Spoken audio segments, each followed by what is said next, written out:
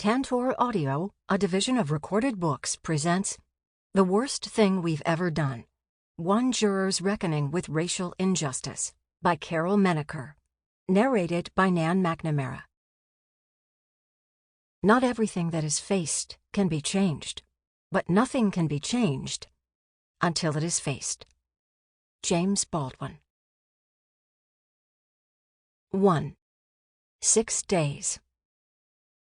For 6 days in June of 1976, in a Spartan Philadelphia courtroom, African-American prison inmate Freddy Burton was standing trial for the murders of 2 white prison wardens.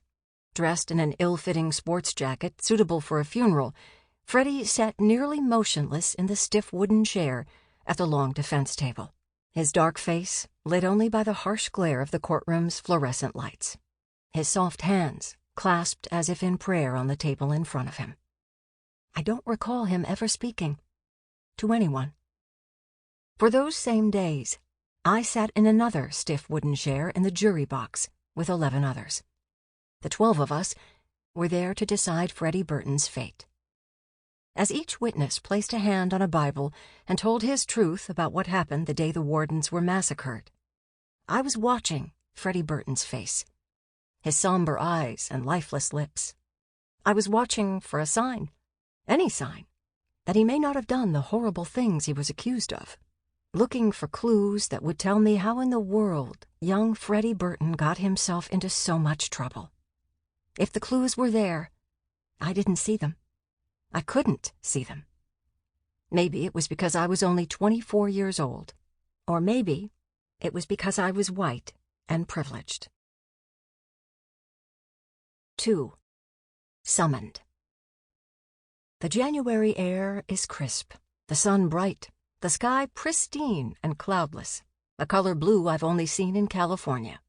From a drone overhead, the ground below must look like slithering snakes with fluttering pink scales inching forward in every direction along the side streets of the Capitol Mall. The pink scales are actually the heads of thousands of pink pussy-hatted men, women, and children, bobbing along as they walk toward the Sacramento State Capitol on 10th Street.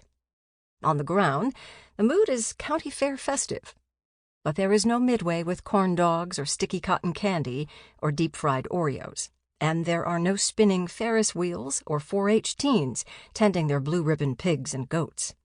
Instead, sprouting among the pink pussy-hatted heads are thousands of handmade protest signs in every size, shape, and color, announcing to the world why we are here. It's 2017. My partner, Jerry, and I have driven the 60 miles to California's state capitol to exercise the insurmountable shock we feel at the election of Donald Trump. I, in particular, am here to also share my indignation that America missed its first real chance to send a woman to the White House. The dense, like-minded crowd is close and comforting, like one giant family. 3 nights ago, I was putting the finishing touches on my own pink hat with tiny ears. I hadn't looped a soft strand of yarn over a pair of knitting needles in more than 5 decades. The click of the metal kept the same steady rhythm that my mother's needles had long ago, as she showed me how to move the yarn front to back to make even columns of stitches. Then, I had used remnants of navy and red yarn from a classic 1960s tennis sweater my oldest sister knitted years before. This time, I carefully chose a heathered pink from the few remaining pink skeins on the shelves of a local craft store. I was lost in those stitches. Yarn in back, knit 2. Yarn in front, purl 2.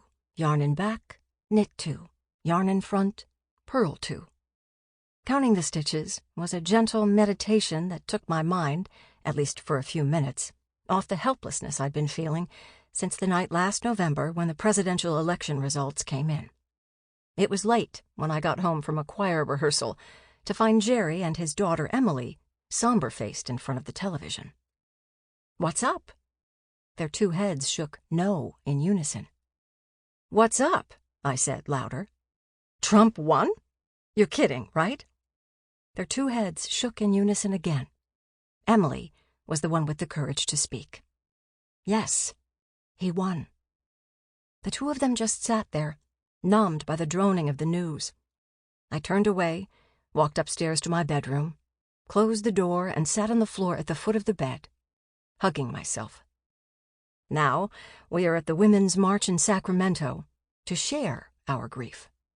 The last time I marched with so many others was in 1970.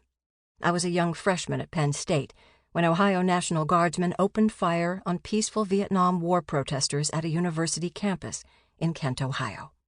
I have been haunted ever since by the Life magazine photo of Marianne Vecchio kneeling over the lifeless body of Jeffrey Miller. Jeffrey was one of 4 students senselessly killed that day. 9 others were wounded. It was another scary time. But now I am here where the collective energy of tens of thousands of hearts beating in rhythm and that many voices shouting in unison is staggering. What do we want? Justice. When do we want it? Now. As I let the waves of chanting roll over me, I want to hug each and every pink-hatted creature here. Thanks to them, the piano wire-tight feeling in my chest eases just enough so I can take a deep breath. At least for these few hours, everyone here believes our voices will be heard. It's nearly 5 p.m. when we pull up in front of our gingerbread-trimmed Victorian. I'm still high from the day's rally. It feels good to be out of the darkness and into hope. Jerry takes the ritual walk across the street to our rural mailbox. I grab our day packs from the back of the minivan and head to the porch, thinking about what to make for dinner. I'm hungry. Any mail for me? Yeah, but you're not gonna like it. Is it my credit card bill? Nope. I cringe. Okay, is it the electric bill? The monthly electric bill, with the month-to-month, year-to-year bar charts of our usage, was always a source of contention between Jerry and me. In his mind, there was a direct correlation between the charges, whatever they were, and the degree to which we failed to conserve. We just didn't seem to be able to agree on how green was green enough. Though I hesitated to be direct about it, I resented the idea of giving up my modest needs for personal comfort to be any greener than I was. Nope, not the electric bill. Then it has to be the IRS. Nope. As I set our bags on the floor inside the front door, he handed me a mid-size self-mailer. The return address was the Nevada County Superior Court. Printed within a red stripe across the middle of the mailer, in oversized bold capital letters, were 2 words. Jury summons. Fuck. Every jury summons that arrived in the mail in every county, in every state I lived in, from West Virginia to Florida to Illinois to the great state of California, was like a spot fire on a grassy hillside. There was no single piece of mail that triggered more dread, and Jerry knew this. With the arrival of each summons, the innate instincts of fight or flight exploded in my chest. There had to be a way out, and since I hated any kind of confrontation, it would have to be flight. I will say with little compunction that I would lie, cheat, or steal to get out of this particular civic responsibility. Well, I wouldn't cheat or steal, but I would lie.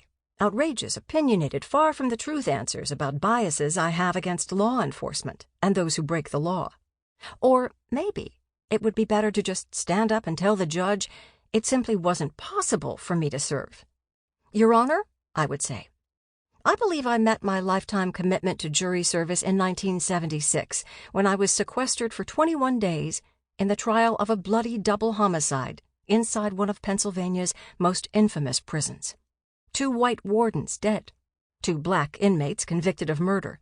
Forgive me, Your Honor, if this sounds unpatriotic, but I have no intention of anteing up again. 3. Flight. The small 10 by 12-foot dining room in our house is the hub of our lives in the Sierra foothills of California. Jerry and I sit across from each other, and each of us owns our side of the smooth cherrywood dining table that Jerry built more than 30 years ago. The piles on my side are generally in neat stacks, unpaid bills, unread catalogs, often a book or 2, and a 7-day pill organizer I thought only old people used. When my stacks get too high, I move them from the table to the empty chair next to me, where my backpack and hat hang off the back corner. These days, I need as much space to breathe as I can get. Jerry would be lying if he said he has less stuff on his side of the table than I do on mine. Not that it matters, but he has folders with records of his doctor visits from the last, I don't know how many years, at least 6 pens, you can never have too many pens, recycled calendar pages for note-taking, a whole raft of daily reminder notes about things he needs to remember, and 2 little books with his computer logins and passwords, both of which routinely fail him when he tries to access his online accounts. When his pile gets too big, he moves it somewhere else and starts over. I'm not fond of his dependence on these miscellaneous colored Post-it notes.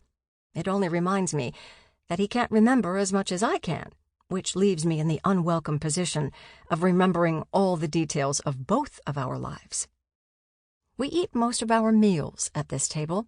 At breakfast, over a healthy bowl of oatmeal with fruit and nuts and steaming cups of coffee, we orient ourselves to the day. Jerry reads the newspaper or newspapers online. I check my email and get the day's look at pictures of Jackson, my grandson, who lives in too hot, too far away South Florida, 3,000 miles from Northern California.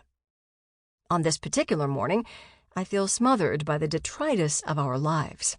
I'm still troubled by yesterday's ominous arrival of the jury summons. You're not a kid anymore, I tell myself. This is a no-brainer. Just put it on your calendar and do it. Besides, what are the odds that there will be a murder case in rural Nevada County, California, population less than 100,000? Or that I will, for the second time in my life, have the misfortune of winning the Juror lottery. There was the possibility of rescheduling if I had a conflict on my calendar. You got one shot at that according to the information on the summons. A few quick keystrokes to my calendar nixed that.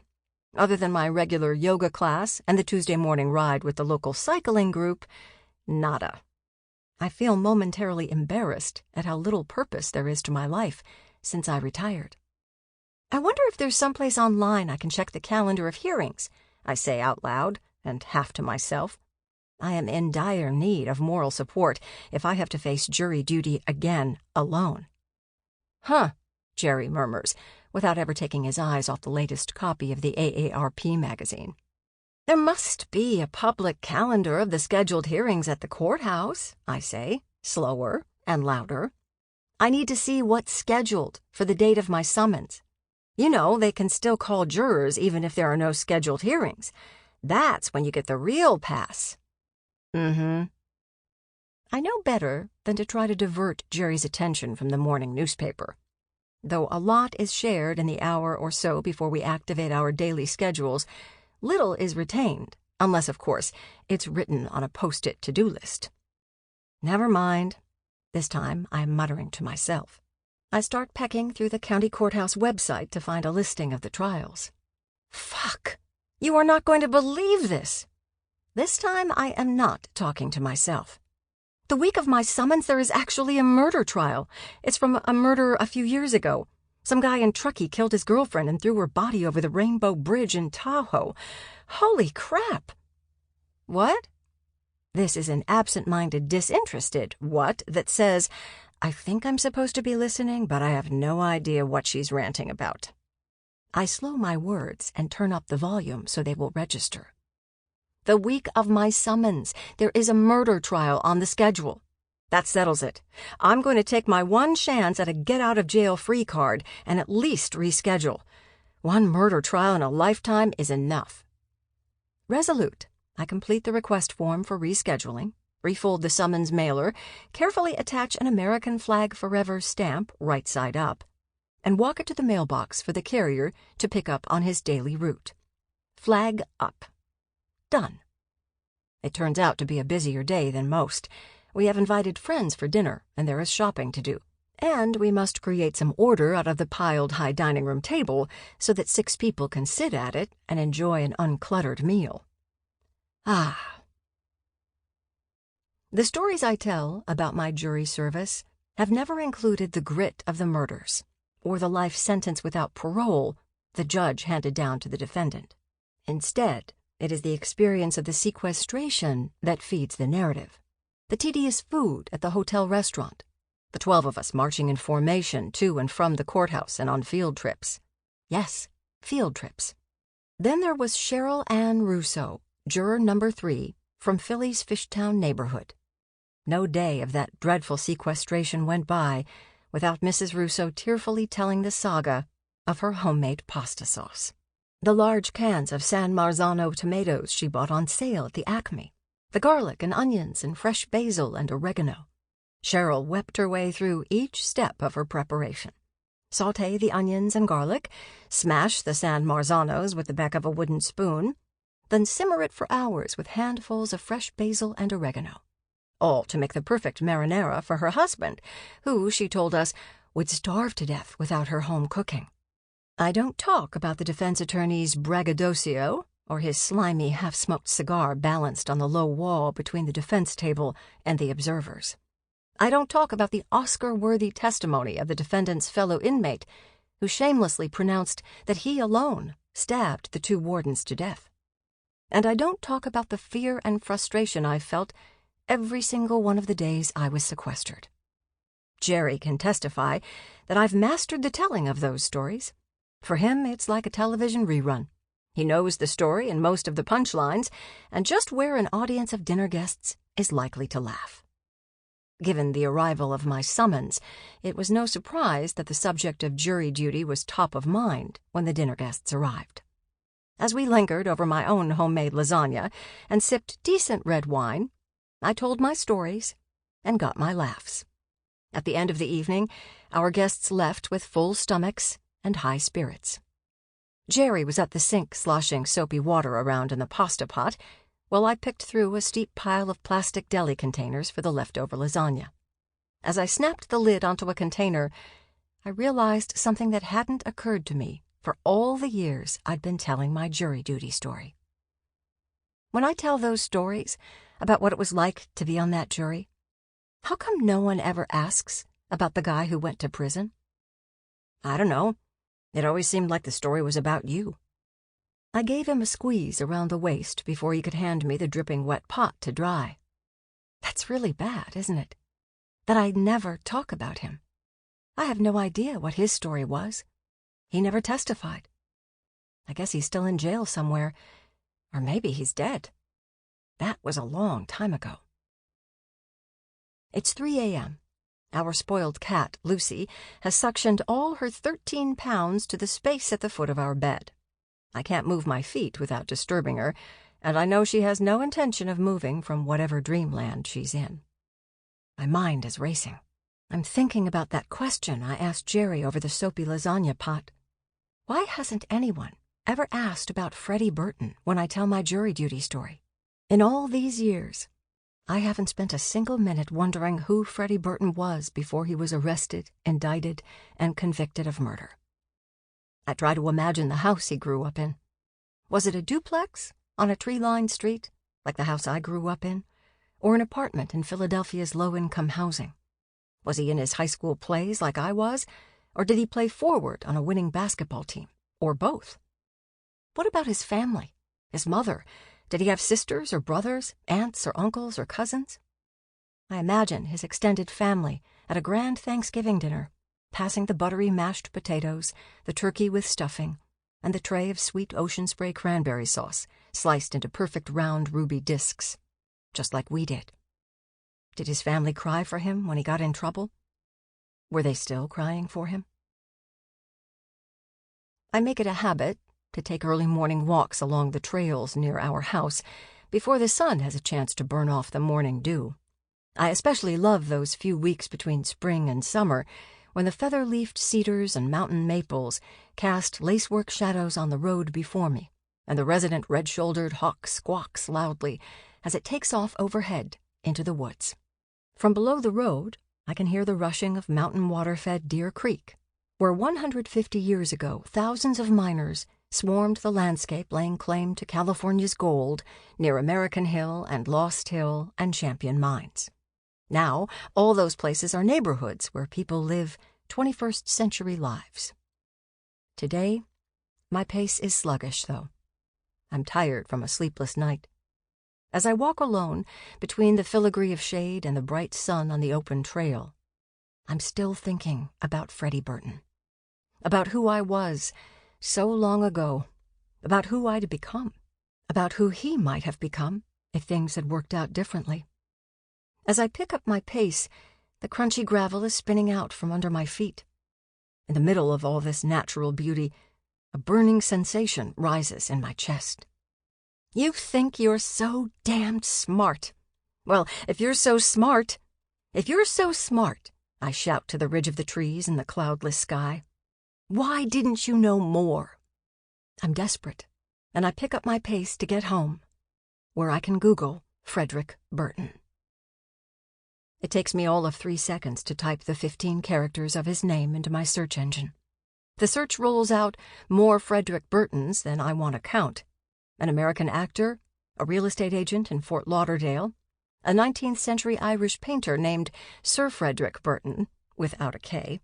There are Frederick Burtons in Manchester, New Hampshire, Houston, Texas, and Myrtle Beach, South Carolina. I keep scrolling. On the 3rd page of results, between 2 separate entries for a Dr. Frederick Burton in Macon, Georgia, is a PDF of a court document dated September 26, 2013. It is a petition to the United States District Court for the Eastern District of Pennsylvania for a writ of habeas corpus. The petition was denied. The plaintiff was Frederick Burton. On the next half-dozen pages of search results, there are other petitions over several years. Most of them have to do with legal challenges to Freddy's first conviction in 1972 for the murder of Fairmount Park police officer Francis von Kolm. This is the conviction that landed him in prison in the first place. The petitions claim that the testimony of a key witness in that trial had been coerced by the police. In exchange for her testimony against Freddy, the petition cited, the witness was given immunity from prosecution as a co-conspirator, and Freddy went to jail with a life sentence. Maybe he shouldn't have been in jail in the first place. If he'd been acquitted of that crime, he wouldn't have even been in prison, and certainly not in the warden's office a year later when the 2 wardens were slain. More troubling, though, was a petition for a new trial in the prison murders. The petition claimed that Freddy's attorney was inebriated during the proceedings and unable to give good counsel. Holy crap! I am instantly transported back to the courtroom, to memories of what felt like his attorney bullying the witnesses. I now have to wonder if his lawyer's courtroom theatrics were really just the effect of being 2 or even 3 sheets to the wind. I'm feeling sickened by what I see. Something had gone terribly wrong for Freddy Burton, not only in the apocryphal 6 days of the prison murder trial I served on as a juror, but in the 6 years before that, when he was arrested for the Von Kolm murder. Since 1970, Freddy had filed 4 Post-Conviction Relief Act petitions and 3 federal habeases. Each and every one of them was dismissed on procedural grounds. He'd never been given a chance to make a substantive argument about his trials or the justice he believed he was denied. As I sift through link after link, the memories I stored away from 1976 start taking on subtle shades of gray. What I was certain of in 1976, I am not certain of now. My heart goes out to Freddy Burton, and my mind is doing everything it can to catch up with it. For reasons I can't explain, a certain resolve comes over me. Maybe it's because it's looking like Freddy Burton may have been wrongly convicted twice, that maybe he'd unjustly spent almost 50 years in prison instead of growing old with his children and grandchildren. Maybe it's because I know that if I was part of such a travesty of justice, I need to make it right. It all seems to come down to that. Doing the right thing, whatever that is. To do that, I need to know more. The older, wiser human being in me needs to know more. Among the links to Frederick Burton whirring around cyberspace is one with a simple heading, Free Frederick Burton. I see that it was posted by Jonathan Gettleman a white civil rights attorney in Santa Cruz, California, only 200 miles from my front door and 3,000 miles away from the Keystone State of Pennsylvania. From his photo, I peg him in his early 40s. There is also a photo of Freddy in an orange prison jumpsuit. He is not alone in the picture. I don't know who the others are. This is the first website in the pages of search results I've found that confirms that Freddy is alive and still racking up the years of his sentences in a Pennsylvania prison. Like the petitions that surfaced online, Jonathan Gettleman's posting claims that Freddy's 1972 conviction of the Von Koln murder was unfair, that the Philadelphia District Attorney's Office had obstructed justice and turned a blind eye to the perjury of the only witness to testify against Freddy. But there is one important question that is left unanswered in Mr. Gettleman's narrative. Nowhere is there a mention of Freddy's conviction in the prison murders. Let's say Gettleman is right. Let's say he is successful at getting a hearing and that Freddy's 1972 conviction is overturned. How does Freddy become free with a second conviction for the prison murders? With Gettleman so close, it's hard to resist reaching out to him. But I don't. Not right then. It's all too unsettling. Jerry pushes back when I tell him about Gettleman's claims and Freddy still being alive in prison. Let it go, he tells me. People in prison have networks on the outside, you know. I don't think it's the best idea to keep digging into this. What exactly are you trying to get at, anyway? You did the best you could at the time with the information you had. Just let it go. In his defense, Jerry is just being protective. He's worried that I might be stepping into a dangerous world. But I'm not biting. He's in jail in Pennsylvania, I fire back. Exactly how would that work? Like he's going to send a hitman to California because some old lady is looking into the murders? I don't think so. Then I say out loud words that haven't crossed my mind since I served on that jury more than 40 years before. Besides, I'm not sure Freddy actually murdered someone. I'm not sure he murdered anyone. 4. Juror number 4. It was 1976, and the city of Philadelphia was just a month away from celebrating the nation's 200th year of independence. Bicentennial fever was wildly infectious. Puppet shows and street theater and concerts were springing up in neighborhoods across the city. Thousands of street banners showcased the red, white, and blue bicentennial insignia. Even the city's fire hydrants took on patriotic colors, and millions of tourists were making the pilgrimage to Independence Hall to pay homage to the Liberty Bell. Until that moment, I was poised on the launching pad of a perfect 1970s life. The life that would blend seamlessly with my post-war 1950s childhood and my 1960s baby boomer teen years. In 1969, the year I graduated from William Penn High School, Neil Armstrong stepped onto the powdery surface of the moon. "One small step for man, one giant leap for mankind," he said. Anything was possible. 7 years later, I was a 24-year-old married college grad, running off newsletters on the mimeograph machine at a nonprofit led by some of Philadelphia's most liberal and prominent movers and shakers. We were going to turn around the city's public schools, make them accountable. Being a part of that felt honorable and right. Until that moment, I lived my life for the future.